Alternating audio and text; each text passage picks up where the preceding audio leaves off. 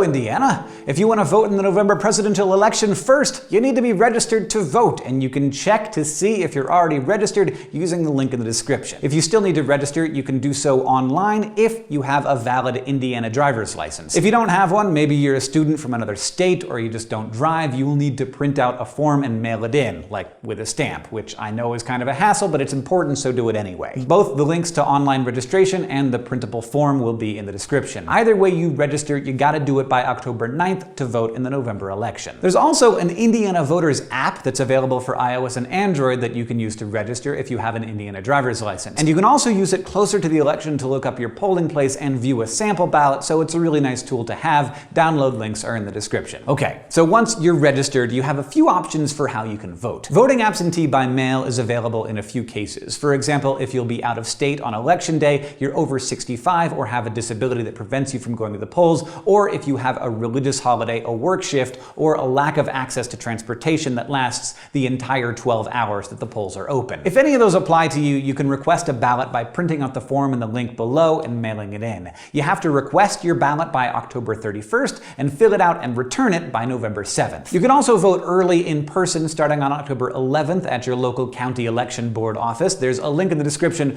where you can find the locations and hours for your county. If you're going to vote on November 8th, polls are open from 6 a.m. to 6 p.m. and you can figure out where you should go to vote using the Indiana Voters app or the link in the description. You'll need to bring an ID issued by the state of Indiana that has your name, a photo of you, and an expiration date that shows that it's valid and not expired after November 4th, 2014. In most cases, that's a driver's license, passport, or state ID, but an ID from a public college or university in Indiana is also okay as long as it has those three things on it. If you want to see everything that's going to be on your ballot ahead of time, you can look at the app or go to the link below to see a sample ballot. This gives you a chance to research the candidates and issues in your local elections ahead of time, but don't panic if you see like 18 elections for judges on there. You don't have to vote for every single item on the ballot if you don't want to. You can even print out your sample ballot, fill it out, and bring it to the polls with you so you can remember how you want to vote. All the links you need to check your registration and polling location and get your sample ballot will be in the description. Thank you for voting.